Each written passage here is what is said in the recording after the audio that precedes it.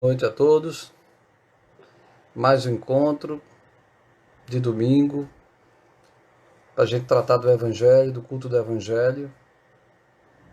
Vamos fixar aqui o nosso tema. Aliás, vamos aguardar primeiro vocês entrarem para a gente poder solicitar aí a numeração de hoje, de 25 a 238. Quero ver quem que vai ser mais rápido.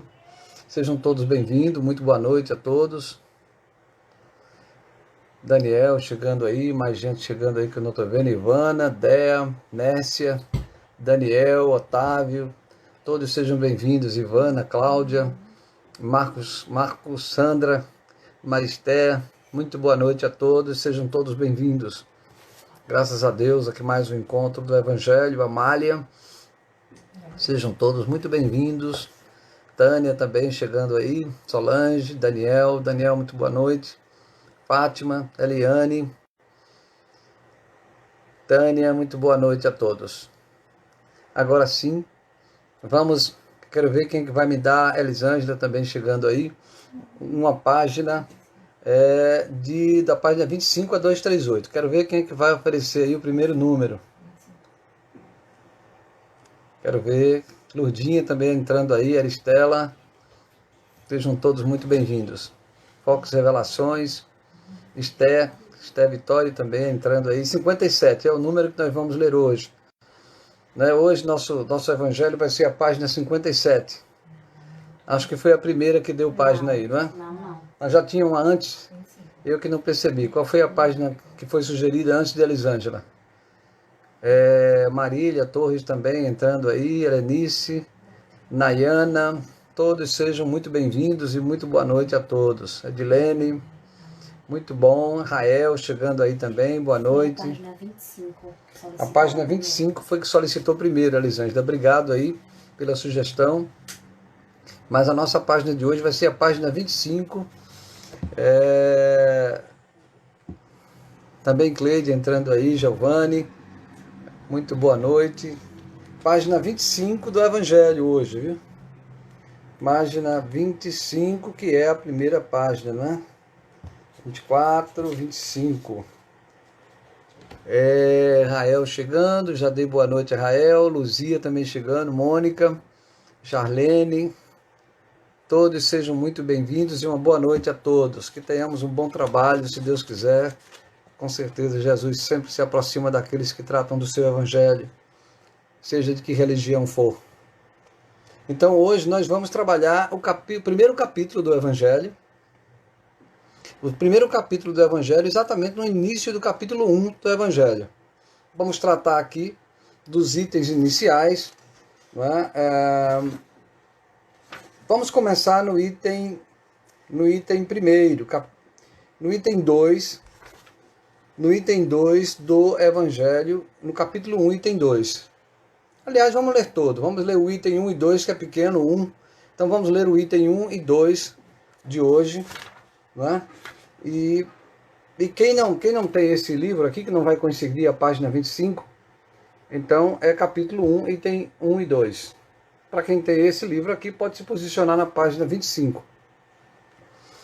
Também chegando aí, Dora, Cris Pimenta chegando aí também, Luciano, Janaína, Cristiane, sejam todos muito bem-vindos, muito boa noite a todos. Vamos nos preparar, né, para fazer a nossa prece inicial e lembrando aqueles que quiserem colocar o seu vasilhame de água, seu copo d'água, para que durante todo o trabalho da noite essa água seja abençoada, seja fluidificada, para que no final, durante o passe final, a prece final, durante o passe, a gente, assim que terminar a prece, a gente possa tomar essa água fluidificada. Agora vamos fazer nossa prece inicial.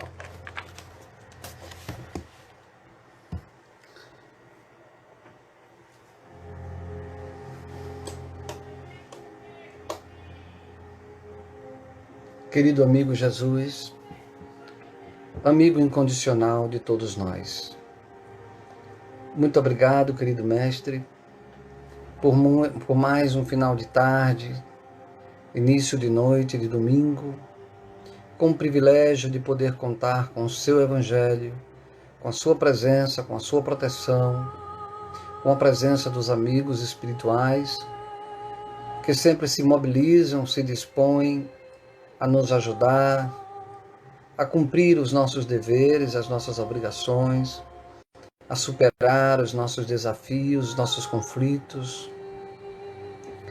Agradecer pelo trabalho deles, que também cooperam na seara do bem. Pedir que nós, por nossa vez, também nos tornemos instrumentos da sua vontade, querido Mestre, podendo fazer o bem também àqueles que necessitam, tanto quanto nós. Pedir pelos enfermos, por aqueles que estão hospitalizados, aqueles que passam por momentos críticos, aqueles que estão encarcerados no ódio, nos vícios, na angústia, na depressão, aqueles que estão pensando em tirar a própria vida, e aos nossos irmãos desencarnados, todos eles, nossos parentes, nossos entes queridos, mas especialmente aqueles que nos procuram através do ódio, da vingança, atraídos pelos nossos erros, pelas nossas dívidas desta e de outras encarnações.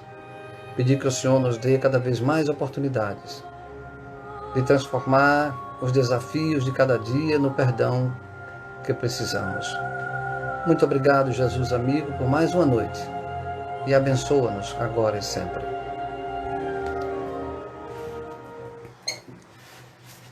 Também chegando mais aí, Noélia, Karina, Natália, Itanamara, que muito bom. Sejam todos bem-vindos, muito boa noite. Então vamos nos posicionar, para quem chegou aí, eu vou fixar aqui o capítulo de hoje, né? Hoje nós vamos trabalhar o capítulo, aliás, eu estou digitando aqui no lugar errado, capítulo 1, itens 1 e 2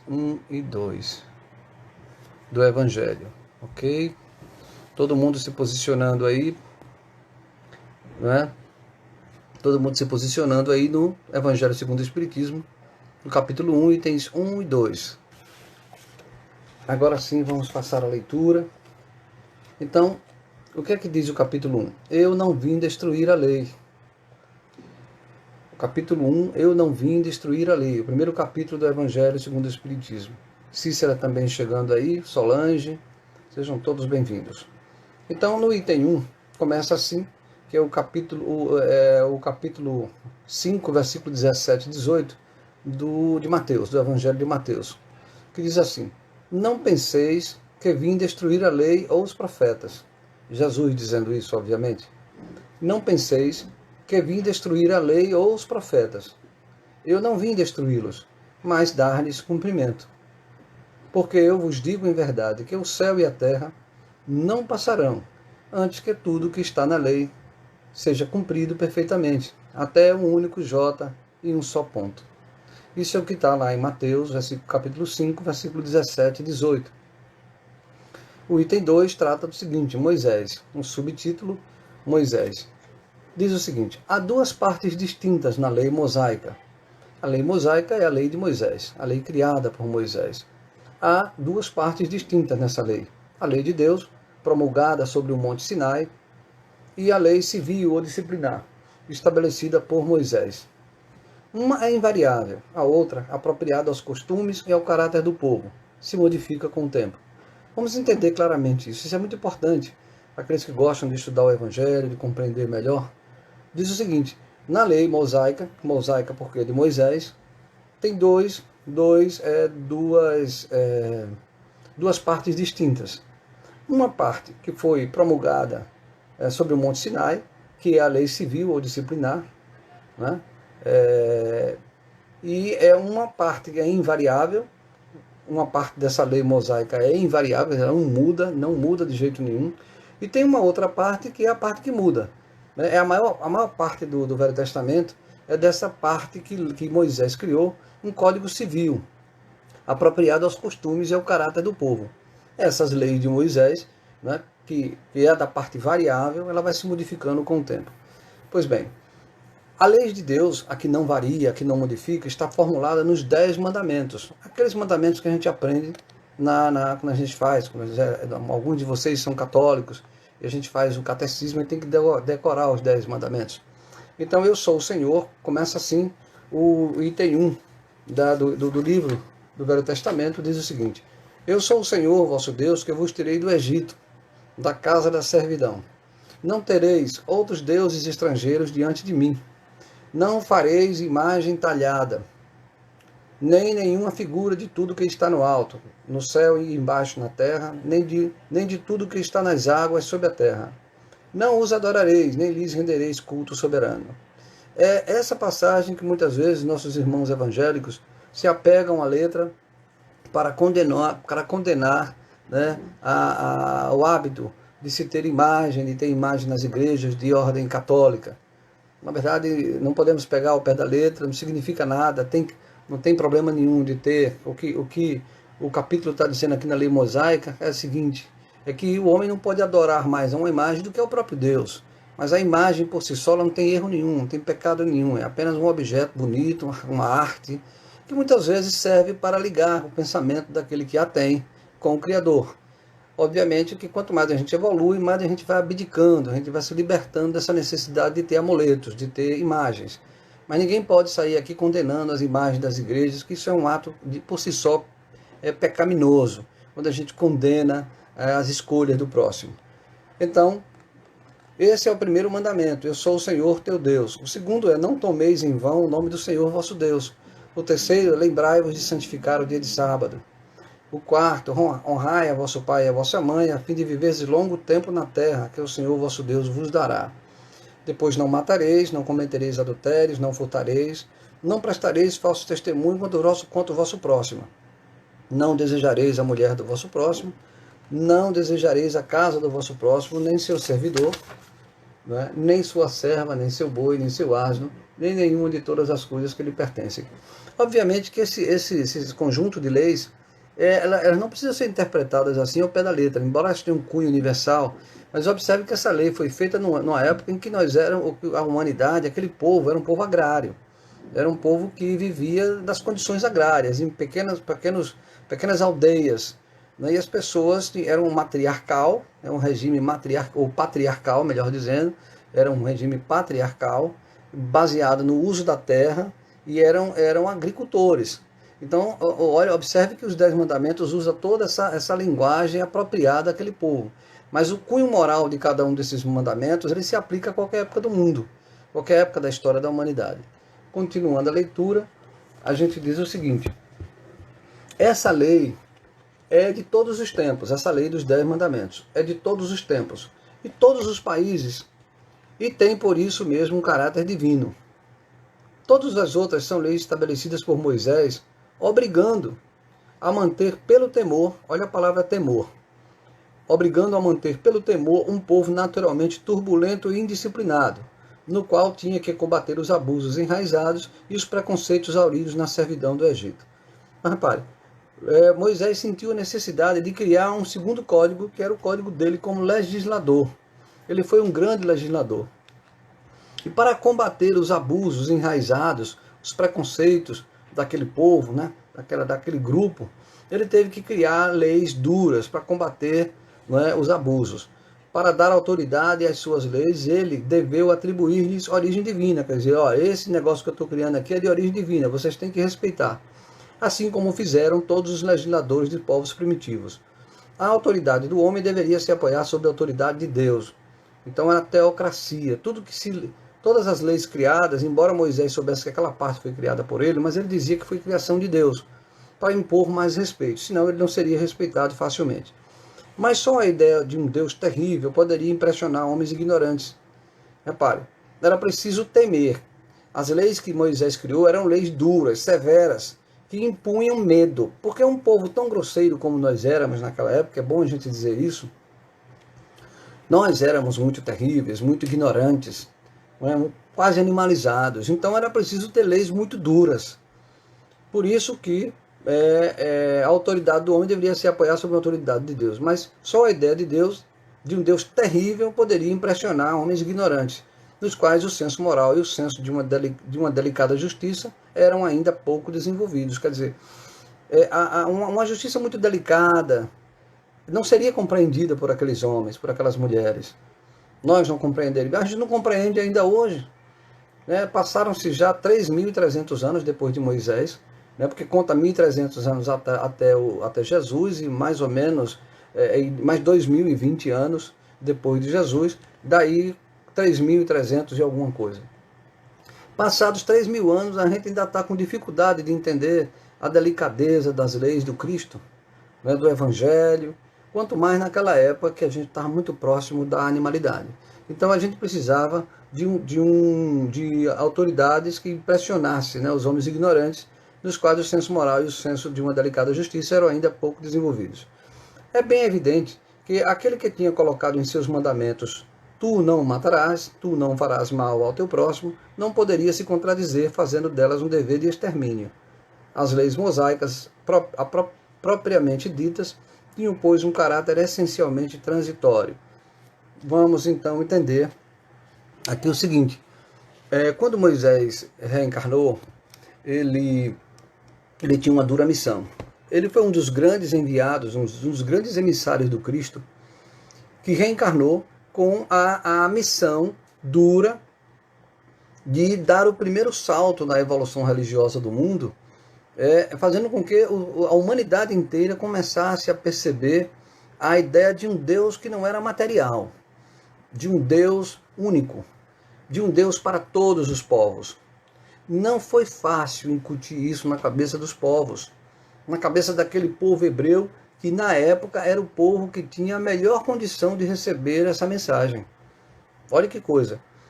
Eu acho que Jesus, lá da espiritualidade, analisou a situação da humanidade naquele instante e disse assim: qual é a tribo, qual é o povo que vai ter menos dificuldade de compreender uma nova concepção de Deus?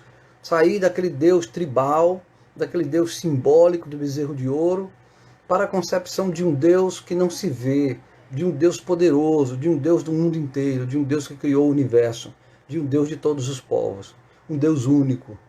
Aí, lá em cima, Jesus deve ter dito: não, é o povo hebreu. Então mandou Moisés, e o povo hebreu naquela época estava na servidão, era um povo escravizado pelos egípcios. Então, Moisés reencarna, né, no seio do povo egípcio e liberta o povo hebreu da escravidão, né, e vai educar esse povo para a concepção de um Deus único. Olha que coisa interessante. Moisés passou 40 anos andando no deserto com esse povo, e a grande missão dele não foi encontrar a terra prometida, um lugar. Canaã, para aquele povo, era uma espécie de oásis, uma terra abençoada que eles teriam direito, que Deus teria reservado essa terra para eles. Eles pensavam muito no físico, na terra física, no lugar. Moisés não podia dizer que não era um lugar, porque era tão apegada a crença na terra, no privilégio de ter um Deus que ia lhe dar uma terra boa, e Moisés não podia dizer que não era assim. E fica rondando no deserto mais de 40 anos, para durante essa caminhada ir educando esse povo. Foi durante essa caminhada que ele escreveu toda a lei civil, toda a lei disciplinar que ia organizar a vida desse povo. Então, o grande feito de Moisés não foi libertar o povo da servidão do Egito. Esse foi um feito, mas não foi o mais importante. O mais importante e mais difícil foi libertar o povo da ignorância, da escravidão da ignorância, do politeísmo, do preconceito, né, do imediatismo, do apego às terras, da ignorância.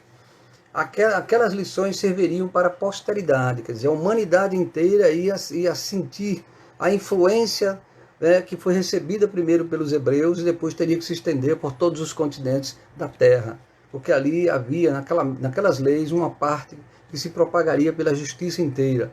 A partir daí, toda a justiça humana foi redefinida, todos os códigos de lei existentes em todos os continentes foram redefinidos a partir dos 10 mandamentos. Como eu disse, apesar daquele linguajar agrário, no fundo do fundo, o espírito daqueles 10 mandamentos, eles são muito mais profundos, porque eles têm uma amplitude muito maior. Então, Moisés tira aquele povo da ignorância, mas não foi fácil. 1.300 anos depois, era necessária a vinda do próprio Cristo. E aí a gente entra no item 3, não sei como é que está nosso tempo aí. 19h20. Estamos aí às 7h20, vamos comentar aqui, só para vocês entenderem, né? Como é que é a evolução na Terra. Primeiro, nós passamos milhares e milhares de anos na animalidade, né? numa grosseria, numa estupidez muito grande, criando um monte de tipo de religião, de coisas complicadas. Então aí Moisés veio e deu o primeiro grande passo para a compreensão de um Deus único. Aí 1.300 anos depois, a gente já havia se desenvolvido mais, já crescemos mais espiritualmente. Aí Jesus disse assim, agora quem tem que ir sou eu. Chegou a vez de Jesus encarnar. Por que encarnar? Porque Jesus não reencarnou.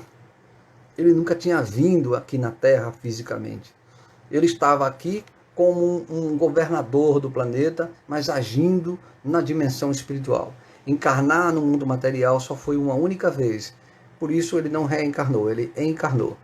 Então, o trecho seguinte aqui, que é o item 3, vamos avançar um pouquinho mais, fala sobre o Cristo. Diz assim, Jesus não veio destruir a lei, quer dizer, a lei de Deus. Olha, muitos fariseus, na época que Jesus veio, condenaram Jesus à crucificação, dizendo que ele vinha destruir a lei de Moisés. Mas era o que diz aqui, Jesus não veio destruir a lei, quer dizer, a lei de Deus. Ele veio cumpri-la, quer dizer, desenvolvê-la, dar-lhe seu verdadeiro sentido e apropriá-la ao grau de adiantamento dos homens. Por isso encontra-se nessa lei o princípio dos deveres para com Deus e para com o próximo, que constituem a base da sua doutrina. Quanto às leis de Moisés, propriamente ditas, ao contrário, ele as modificou. Olha que coisa interessante. Jesus veio dar cumprimento àquela parte da lei de Moisés que era invariável, que não mudava, que era universal. Ele veio dar cumprimento a esta parte. Mas, quanto às leis de Moisés, ao contrário, ele as modificou profundamente, seja no fundo, seja na forma. Combateu constantemente o abuso das práticas exteriores. Que práticas exteriores? Aquela dos bezerros, da adoração, do holocausto, de botar um bezerro para tirar o sangue, para dizer que era para Deus. Isso tudo tinha lá na lei mosaica. Então, Jesus veio combater os abusos das práticas exteriores e as falsas interpretações. E não poderia fazer ou sofrer uma reforma mais radical do que as reduzindo a estas palavras. O quê? Reduzindo o quê? A grande mudança que Jesus veio fazer nas leis de Moisés, né, para fazer com que essas leis ficassem nas leis de Moisés apenas a essência, aquilo que era importantíssimo para a humanidade. Então ele reduziu centenas de códigos, centenas de itens da lei, né, de partes da lei de Moisés, né, de preceitos mosaicos, ele reduziu apenas nessas poderíamos dizer, duas leis, né, dois preceitos. Quais são? Tudo foi reduzido a essas palavras: amar a Deus acima de todas as coisas e ao próximo como a si mesmo. E dizendo, em seguida, está aí toda a lei e os profetas. Ah, por que Jesus disse isso? Esse foi um dos grandes motivos pelo qual Jesus foi crucificado. A partir daí, os judeus não quiseram mais acordo com Jesus. Jesus vinha modificar a lei mosaica. Como? Se ele tinha que ser o profeta que vinha fazer cumpri-la. Mas ele disse, eu vim fazer cumprir a lei de Deus. Mas as leis humanas, o Código Civil, cheio de absurdos e de abusos, nós vamos reduzir tudo isso a dois preceitos: amar a Deus sobre todas as coisas e amar ao próximo como a ti mesmo. Essas duas leis são as leis mais importantes de todo o código religioso que existe na humanidade. O que Jesus quis dizer com essas duas frases serve por compêndios e compêndios de literatura religiosa. Dizendo ele amar a Deus sobre todas as coisas, de toda a tua alma, de todo o teu pensamento, ele dizia o seguinte: olhe, vocês não amam a Deus sobre todas as coisas. Vocês amam os bois, a fazenda, o dinheiro, o ouro, ama a sua mãe, o seu pai, o seu filho, mas a Deus vocês não amam. Então amem a Deus sobre todas as coisas, porque a gente não amava, senão ele não teria dito isso. Amar a Deus sobre todas as coisas, de todo o teu sentimento, de todo o teu coração. Quer dizer, a gente não amava e ainda não ama a Deus hoje sobre todas as coisas. Nem de todo o sentimento, de toda a alma. Sabe por quê? Quantas vezes a gente duvida que Deus é bom? A gente não diz isso, mas na hora que os desígnios de Deus se aplicam, na hora do nosso testemunho, muitas vezes a gente diz assim, Deus esqueceu de mim, Deus não gosta de mim, porque Deus deixa isso acontecer. Não é? Ou tem gente até que chega a blasfemar, a dizer que Deus está errado, dizer que Deus não existe porque Ele não lhe satisfaz os caprichos. Então, amar a Deus sobre todas as coisas. E depois ele diz o seguinte, Jesus, o segundo mandamento é equivalente ao primeiro. Quer dizer, os dois se completam. Ou se equivalem, vamos dizer, se fizer um, tem que fazer o outro. O segundo mandamento é assim, amar ao próximo como a ti mesmo. Por que ele diz que os dois se complementam ou um equivale ao outro? Porque a única maneira, prestemos bem atenção a isso. A única maneira da gente amar a Deus é amar ao próximo. E não há como amar ao próximo se nós não amarmos a nós mesmos. Por isso, amar ao próximo como a ti mesmo é o único caminho de amar a Deus. Então, por isso que os dois mandamentos se complementam, se equivalem. O homem, quando se isola no seu egoísmo, na sua individualidade, aliás, a pandemia quebrou, mostrou que nós, enquanto indivíduos, somos fracos, não servimos para muita coisa. Quando a gente se isola no individualismo, a pandemia está pondo, né, em xeque o individualismo, mostrando que o individualismo da gente é só da boca para fora, não, é muito fraco. Nós somos seres sociais, seres que precisamos uns dos outros. Aí o rei precisa de alguém, né? O homem mais rico do mundo precisa de muita gente. Todos nós precisamos uns dos outros, quer queiramos, quer não. Então Jesus diz, amar a Deus sobre todas as coisas. E o segundo, amar ao próximo como a ti mesmo. E ele mesmo diz, o segundo mandamento é equivalente, é igual, complementa o primeiro, querendo dizer que não há como amar a Deus sem amar ao próximo. Então, esse esforço todo de Jesus dizer, amar o inimigo, perdoa o teu inimigo, convive com ele, né? Se alguém lhe magoar, perdoa 70 vezes, 7 vezes. O esforço de Jesus durante toda a sua caminhada foi nos ensinar a amar o próximo, como ele amou, como ele fez isso. Na sua crucificação, ele estava lá pendurado na cruz, e ele diz, né, Pai, perdoa, eles não sabem o que fazem. E pede a Deus por toda a humanidade, porque ele sabia que aquilo era um ato de ignorância. Claro, isso não nos impedia, né, de assumir aquela grave responsabilidade quando nós crucificamos o Cristo. Porque nós não crucificamos um homem, nós não crucificamos o corpo do Cristo, nós crucificamos, sobretudo, já fizemos pouco caso do seu exemplo, das suas lições, né,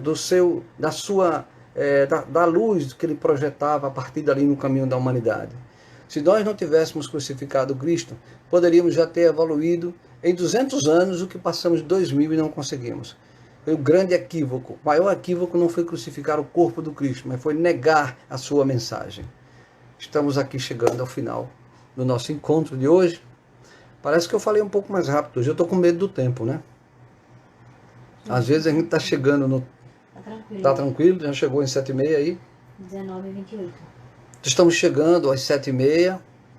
Vamos começar a nossa sessão de perguntas. Porque durante as perguntas a gente também tem mais tempo de ficar comentando aí cada uma das perguntas. Vamos começar agora. Sandra está dizendo aqui o seguinte, aliás, Rael está dizendo o seguinte, é de uma clareza absurda, realmente, Rael, exatamente. Às vezes, quando a gente estuda o Evangelho, quando a gente conversa essas coisas, né, quando a gente se foca nisso, a gente até fica meio, mas por que a humanidade resiste tanto? Por que eu resisto tanto a compreender essa clara mensagem do Cristo? Esse caminho que ele abriu. Então isso é muito claro, Rael. É tão claro que a gente paga caro por não pegar essa clareza e pô-la em prática em nossa vida. Mônica? A Sandra está dizendo aqui o seguinte, existe algum mandamento Existe algum mandamento que sofreu ou sofrerá alteração, considerando a constante mudança em tudo que há? O próprio Cristo mudou, né? É que assim, tinha 10 mandamentos que ele não mudou, são invariáveis. E tinha centenas de outros mandamentos que Jesus mudou todos e converteu em 2 mandamentos apenas. Amar a Deus sobre todas as coisas e ao próximo como a ti mesmo. Observe que esses 2 preceitos, essas 2 regras, elas servem para tudo. Elas são de uma amplitude. Porque, por exemplo, tudo que eu faço com o meu próximo, eu tenho que amá-lo, ainda que ele esteja errado. Foi isso que Jesus fez. Quando Jesus perdoou a adúltera, o cobrador de impostos, o Zaqueu, a Madalena, a Magdala, as 2 pessoas são a mesma pessoa, né? Tantos outros, publicanos, né? Samaritanos, todos aqueles que Jesus de certa, acolheu para o seu seio, eram pessoas de má vida, mas ele os amou. Então Jesus, com o amar ao próximo quanto como a si mesmo, ele quebrou todos os preconceitos, né? Ele modificou a lei mosaica, porque a lei mosaica dizia, a mulher que for flagrada em adultério tem que ser apedrejada. O que foi que ele disse? Venha cá, quem foi aqueles que lhe acusou? Atira a primeira pedra quem tiver pecado. Vai, minha filha, vai que ninguém vai te lhe apedrejar. Eu perdoo os seus pecados. Então, observe que esse amor ao próximo não é esse amorzinho conveniente. É o grande amor que abarca a humanidade com todos os seus erros.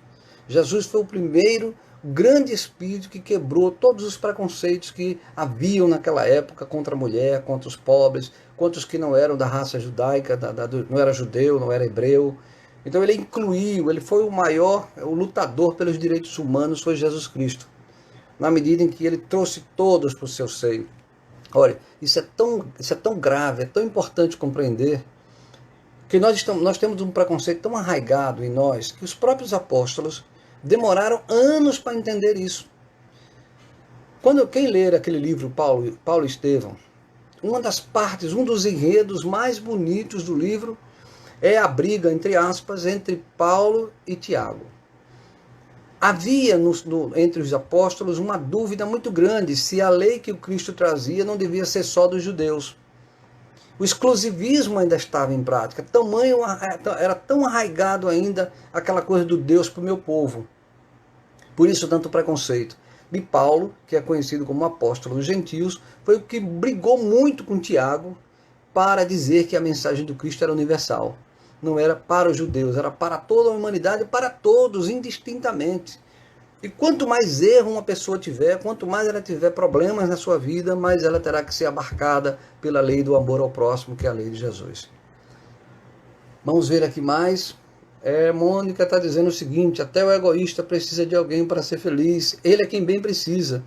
Porque no fundo, as pessoas egoístas, elas criam um conflito dentro de si. Elas ficam se sustentando na sua pseudo-autossuficiência. Até que um dia elas próprias vão pedir encarnações dolorosas, encarnações onde elas vão ter que sentir na pele o que significa ser individualista, ser egoísta. Porque o individualismo esvazia a alma. Ainda que a alma teime em ser egoísta, quanto mais ela insiste nisso, mais ela se esvazia, mais ela se fragiliza, apesar de sustentar a dureza. A dureza vem do orgulho, do egoísmo, mas por dentro ela é vazia, ela é frágil. Aí lá na frente, com a bênção das encarnações, ela vai ter que curtir a dor de reverter todo o seu vazio na compreensão da importância que o próximo tem na sua vida. A próxima pergunta aqui ainda é de Sandra. Amar ao próximo como a nós mesmos.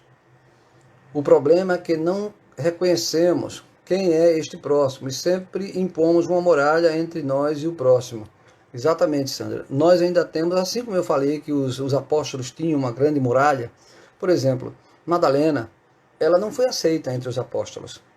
Quando Madalena chegou, né, os discípulos estavam reunidos e quando Jesus apareceu primeiro a ela, né, depois do terceiro dia, ele apareceu, o perispírito de Jesus aparece, se materializa, e a quem ele aparece primeiro? A Madalena.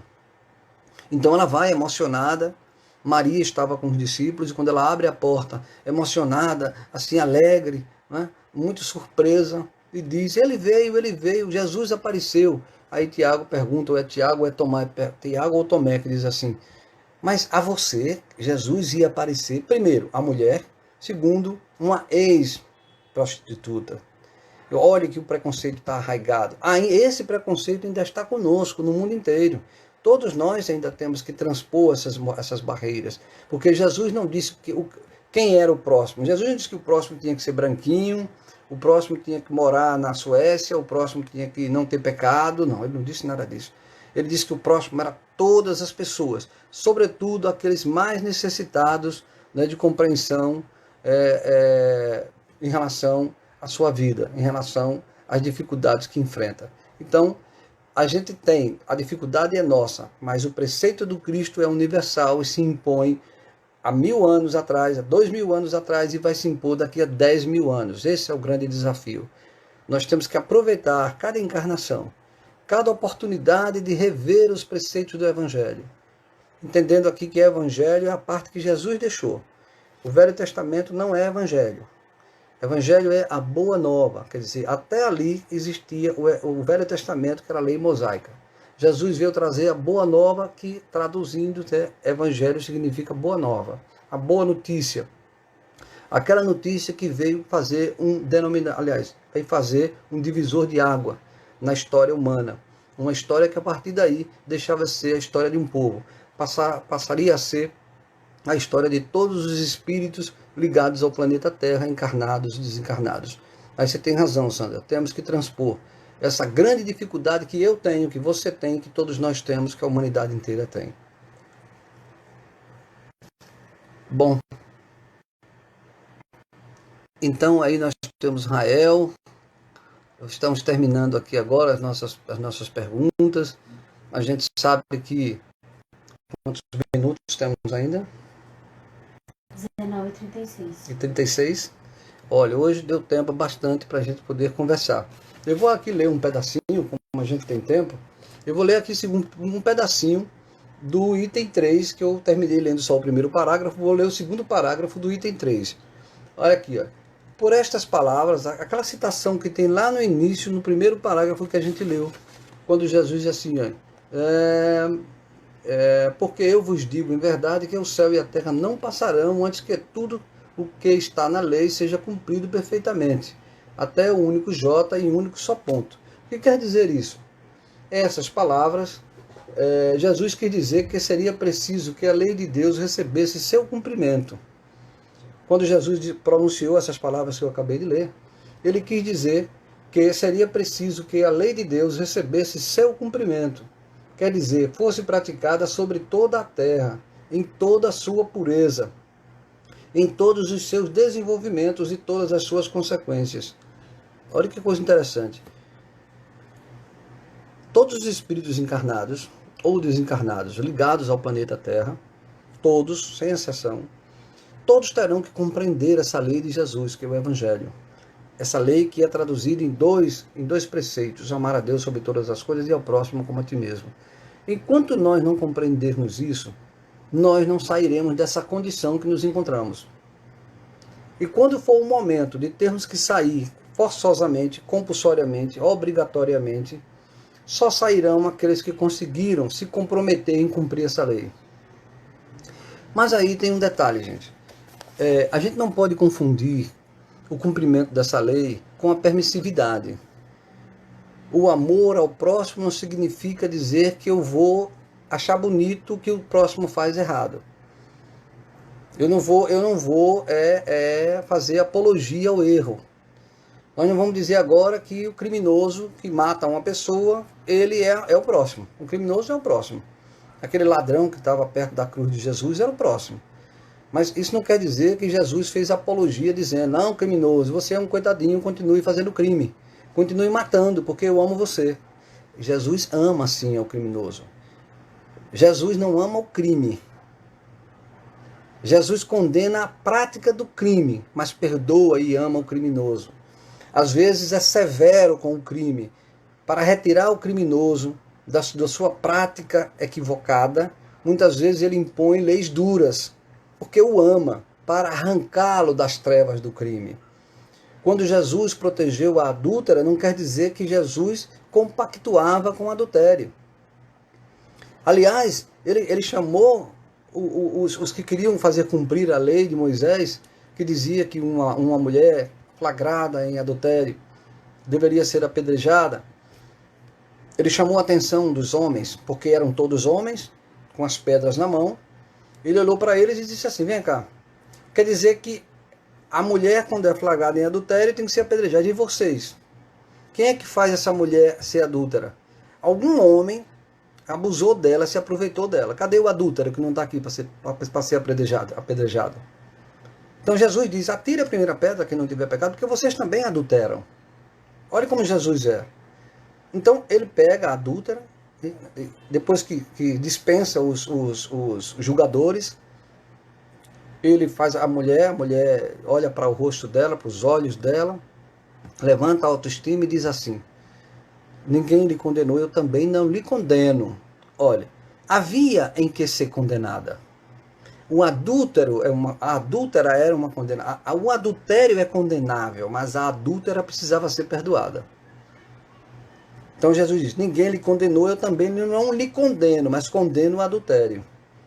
Porque a gente tem uma dificuldade muito grande em separar, né, o mal da pessoa que fez o mal.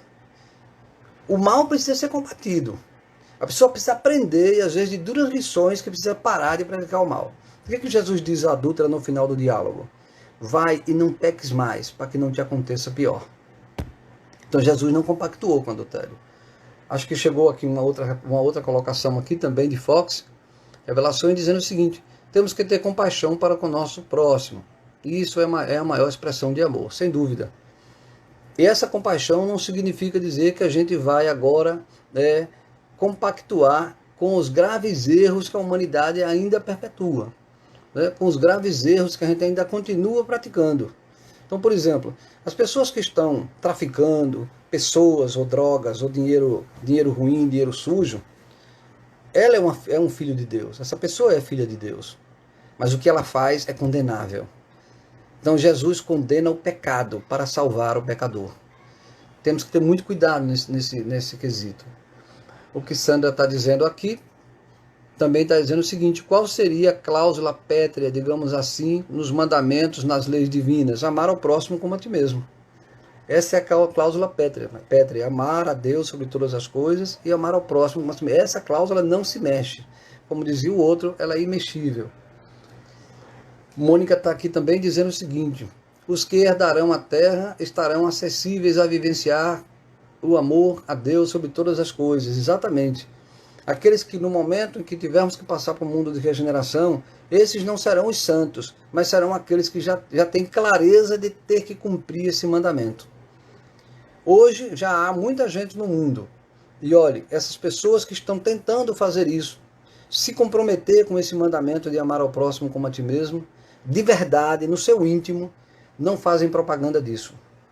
Essas pessoas vivem no seu anonimato, cumprindo a sua vida caladinha, mas executando na prática aquilo que Jesus nos recomendou. Às vezes a gente vê tantas pessoas por aí falando de Deus, de meu amor, de não sei o que, e não fazem, não cumprem. É muito bom a gente ouvir as lições do Cristo, aprender o Evangelho, mas a gente tem que, ao sair daqui, voltarmos para a nossa vida, para os nossos lares, para o nosso trabalho, olhar para aqueles que convivem conosco, que é o nosso próximo, mais próximo, e aplicar ali na nossa casa o Evangelho. Esse é o maior desafio, porque não adianta ficar pensando no criminoso que está lá a 10 mil quilômetros de distância. Tem uma pessoa que vive comigo, meu filho, minha esposa, meu esposo, minha mãe, meu pai, meus colegas de trabalho, que muitas vezes eu tenho dificuldade de amá-los. E esse amor não significa levar flores, nem sorrir para eles, mas um sentimento de respeito. O amor começa pelo respeito. O respeito ao outro. Orar pelo outro. Não julgá-lo, não desejar mal a ele, ainda que ele cometa erros. Você não precisa dizer a ninguém que o ama. Basta dizer isso no seu íntimo, nas suas atitudes. Também não precisa levar flores, porque Jesus não mandou flores para aqueles que o crucificaram, mas os perdoou do seu coração. Vamos ver aqui também, Israel está dizendo o seguinte: condenar o crime, mas perdoar o criminoso. Exatamente, Jesus condenou o pecado, mas não o pecador. Isso nós temos que ter muito claro em nossa vida. Então, muito bom, aprendemos muito hoje. Qual é a hora aí? 19h44. Pronto, vamos nos preparar para fazer a nossa prece final, nos convencendo cada vez mais de adequar o nosso dia a dia, adequar a nossa vida, o nosso viver ao Evangelho e não o Evangelho a nós. Vou dizer de novo, gente. Estamos vivendo um momento delicado de evolução. Nós estamos vivendo um momento de astúcia. Astúcia espiritual. Tem muita gente querendo adequar o Evangelho a si próprio, quando sou eu que tenho que me adequar ao Evangelho. Temos que ter cuidado com isso. Vigilância, cuidado. O farol, a ideia é a do Cristo. Sou eu que me adequo a Ele, e não o Evangelho dele a mim. Vamos ter esse cuidado e pedir a Ele que nos ajude a superar as nossas dificuldades, a dificuldade que temos de trazer o seu Evangelho para a nossa realidade. Vamos fazer nossa prece agora, lembrando que durante a prece será aplicado o passe, não é? Temos que pegar nossa água frutificada ao final da prece, tomá-la e termos a confiança de que os Espíritos amigos estarão derramando sobre nós as bênçãos de que necessitamos.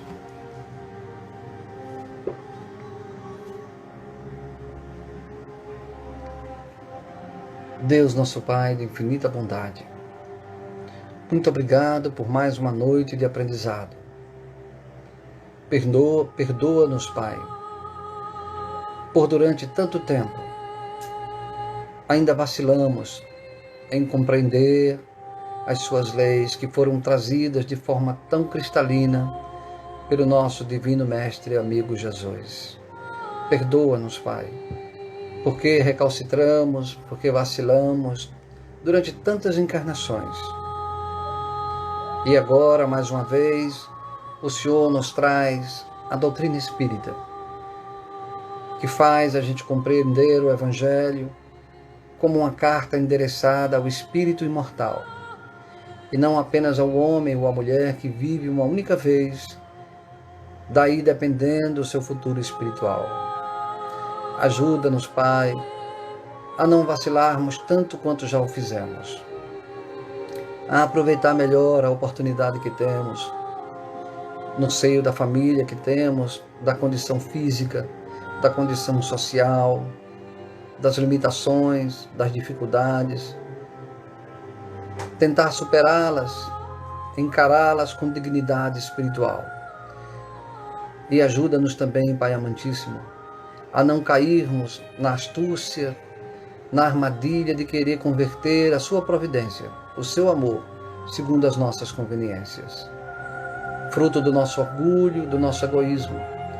Ajuda-nos a combater a nós mesmos e humildemente aceitar e viver as dificuldades do nosso caminho, sem combater o próximo, sem vitimismo, procurando transformar cada lágrima, cada dor em uma bênção de evolução. Pedir pelos nossos irmãos infelizes, pelos nossos irmãos atraídos pelos nossos erros, por aqueles que obsidiam, por nós mesmos, na condição de obsessores, para que aprendamos a perdoar, para que aprendamos a nos desprender tanto da matéria como da posse daqueles a quem dizemos que amamos. Muito obrigado, Jesus, muito obrigado, Pai amantíssimo. Lembrar também daqueles que estão enfermos nos hospitais, aqueles que acabaram de desencarnar, os suicidas e aqueles que pensam em tirar a própria vida, ajudando-lhes para que não insistam nessa ideia, recuperem a fé e a esperança na vida, para continuarmos a nossa caminhada em sua direção. Mais uma vez, obrigado, Pai amantíssimo, dai-nos a sua proteção, o seu amor e a sua paz, hoje e sempre. Assim seja.